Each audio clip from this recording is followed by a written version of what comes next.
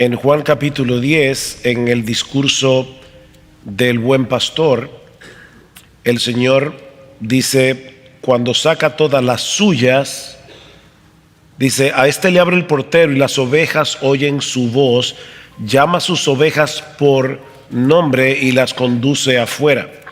Cuando saca todas las suyas, ya va delante de ellas y las ovejas lo siguen, las ovejas porque conocen su voz.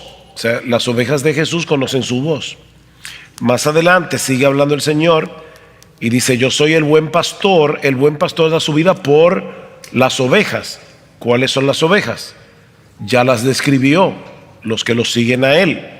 Luego, más adelante, dice de nuevo, tengo otras ovejas que no son de este redil, a este también me es necesario traerlas y oirán mi voz, porque las ovejas de Jesús oyen su voz y serán un rebaño con un solo pastor. Por eso el Padre me ama, porque yo doy mi vida para tomarla de nuevo. Nadie me la quita, sino que yo la doy de mi propia voluntad. ¿Por quiénes?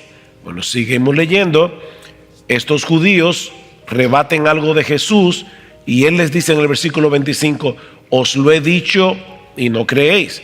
Y no creéis porque no sois de mis ovejas. Así que Cristo hace una distinción muy clara. Yo doy mi vida por las ovejas. ¿Y quiénes son las ovejas? Los que oyen mi voz. ¿Y ustedes por qué no creen? Porque ustedes no son de mis ovejas. Luego llegamos al capítulo 17 del Evangelio de Juan y el Señor dice claramente, Padre, yo ruego por ellos. ¿Por quiénes? Dice, por los que tú me diste. Yo no ruego por el mundo, dice Cristo, sino por los que me has dado, porque son tuyos. O sea, una vez más, Jesús dice, yo no ruego por el mundo. Yo no ruego por ellos, yo ruego por mis ovejas. Entonces Jesús dio su vida por sus ovejas. Efesios 5:25, maridos, amad a vuestras mujeres, así como Cristo amó a la iglesia y se entregó por ella, para santificarla. Cristo tiene una sola esposa y Él murió por ella. Ahora bien, Juan 3:16 habla de un amor de Cristo sin distinción, en el sentido de que Cristo no solo murió por los judíos, Él murió por el mundo. El tema ahí no es si Él murió por todos y cada uno de los habitantes del planeta Tierra y los que iban a habitar el planeta a través de todos los siglos. No es en ese sentido que Cristo está usando allí la palabra mundo. Cristo murió por el mundo porque Él no murió solo por los judíos, Él murió por un mundo de maldad, un sistema de maldad. O sea, el amor de Cristo es tan grande que Él murió por sus ovejas, Juan 10, pero esas ovejas pertenecían a un mundo de pecado, a un mundo de maldad. Y ahí es precisamente donde se ve el amor de Jesús. Entonces, es un amor que no distingue razas. Él murió por todos en ese sentido, por todos sin distinción de raza. Pero Cristo murió por sus elegidos. Porque si Cristo murió por todos y no todos van al cielo, entonces tenemos un problema. Porque Cristo murió por todos los pecados de todos los hombres. Ese es el argumento de John Owen en su famosa obra La muerte de la muerte en la muerte de Cristo. Él dice, ¿por cuántos pecados murió Jesús? Bueno, Él murió por todos los pecados. ¿De quiénes? Bueno, si murió por todos los pecados de todos los hombres, todos debieran salvarse porque ya Cristo pagó por todos los pecados de todos los hombres. Alguien puede decir, no, porque algunos son incrédulos. Y la incredulidad no es un pecado, es un pecado.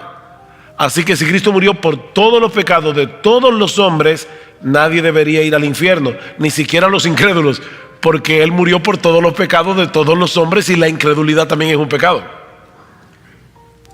Pero Él murió por todos los pecados de algunos hombres. Él murió por todos los pecados de sus elegidos. Ahora, cuidado. Cuando yo predico el evangelio, yo asumo de entrada que tal vez Cristo murió por esa persona. Yo no sé por quién es Cristo murió. Así que yo voy a predicar el evangelio a todo el mundo. Y le voy a decir, si te arrepientes de tus pecados, tú vas a ser salvo. Si tú confías en Jesús, tú vas a ser salvo. Porque ese es el mensaje del evangelio. Yo no lo voy a decir, claro, depende de si Cristo murió por ti. No. Cristo murió en la cruz por pecadores como tú y como yo. Si tú te arrepientes de tu pecado, serás salvo. Seguro que serás salvo, porque la Biblia lo asegura.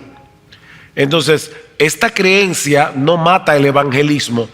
Todo lo contrario, nos anima a predicar con más confianza, porque si Jesús murió por esa persona, el Espíritu de Dios va a venir con poder y le va a aplicar el evangelio y le va a abrir los ojos y va a venir a Cristo en arrepentimiento y fe con toda seguridad.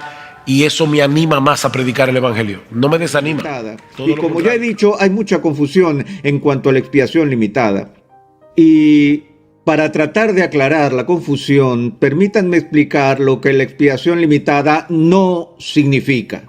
No quiere decir que hay que trazar un límite sobre el valor o el mérito de la expiación de Jesucristo. Por tradición se dice que la obra expiatoria de Cristo es suficiente para todos, es decir, que su valor meritorio es suficiente para cubrir los pecados de toda la gente. Y ciertamente cualquiera que pone su confianza en Jesucristo recibirá la plena medida de los beneficios de esa expiación. Y también es importante entender que el evangelio debe ser predicado universalmente. Y en ese sentido es que hablamos de una oferta universal del evangelio, y ese es otro punto controversial. Porque por una parte el evangelio se ofrece universalmente a todos los que estén al alcance de oír la predicación del mismo, pero no es ofrecido universalmente en el sentido de que se ofrezca a cualquiera sin condición alguna. Se ofrece a todo aquel que cree, a todo aquel que se arrepiente. Y obviamente el mérito de la expiación de Cristo se da a todos los que creen y a todos los que se arrepienten de sus pecados. Ahora, una de las formas tradicionales de hablar sobre esto es decir que la expiación es suficiente para todos, pero efectiva para algunos. Es decir, no todos reciben todos los beneficios que se derivan de la obra salvadora de Cristo en la cruz. Léase aquellos que no creen. Pero hasta ahora lo que esas distinciones hacen es diferenciar nuestra teología del universalismo. Y los que son particularistas, es decir, todos los cristianos que no son universalistas, estarían de acuerdo en que la expiación de Cristo es suficiente para todos y efectiva solo para algunos. Y esa distinción entre suficiencia y eficacia no es en realidad de lo que trata esta doctrina. De lo que esta doctrina se preocupa es básicamente esto: ¿cuál es el propósito, plan o diseño original de Dios en enviar a Cristo al mundo a morir en la cruz? Fue la intención del Padre enviar a su Hijo a morir en la cruz para hacer posible la salvación para todos, pero también con la posibilidad de que no fuera eficaz para ninguno. Es decir, Dios simplemente envió a Cristo a la cruz para hacer la salvación posible. O Dios desde toda la eternidad tenía un plan de salvación por el cual, conforme a las riquezas de su gracia y su elección eterna, diseñó la expiación para asegurar la salvación de su pueblo. Así que de esto es lo que se trata. ¿Fue esto limitado en su diseño original? ¿O por esto es que una vez más tengo que jugar un poco con este acróstico del tulip, como lo hice con la T, y con la U ahora tengo que lidiar con la L también. Es por eso que preferimos no utilizar el término expiación limitada porque es muy confuso y es mejor hablar de redención definitiva o expiación definitiva, queriendo decir que Dios, el Padre, diseñó la obra de la redención específicamente con el fin de proporcionar salvación para los elegidos. Y que Cristo, aunque su muerte es suficientemente valiosa para satisfacer las necesidades de todo el mundo, hubo un sentido especial y único en que muriera por sus ovejas, que Él pusiera su vida por aquellos a quienes el Padre le había dado. Esta enseñanza dice que Cristo no murió por la raza humana entera, sino que murió por aquello que el Padre había elegido. Bueno, tiene todo el sentido de la palabra, porque si Cristo murió por toda la raza humana, eso implica que Cristo pagó el pecado de toda la raza humana. Entonces ahora, suponte, yo tengo salvación, me voy al cielo, entonces yo no voy al infierno, no tengo nada que pagar, Cristo pagó por mí. Pero este que está aquí se fue a la condenación y ahora él va a pagar sus pecados. Sus pecados lo están pagando dos veces. Lo pagó Cristo en la cruz y lo está pagando él otra vez en la condenación eterna. Eso no tiene lógica, ni siquiera lógica humana para pensar que eso pudiera ser así.